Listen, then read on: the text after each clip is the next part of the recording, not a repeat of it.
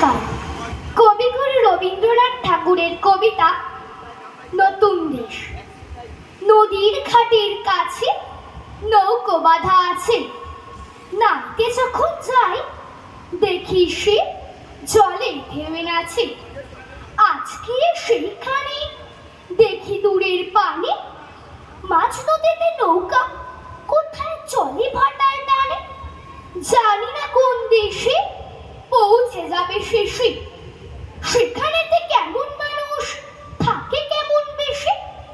থাকে ঘরের কোণে সাত জাগে মোর মনে, অমনি করে যায় ভেসে ভাই নতুন নগর বনে।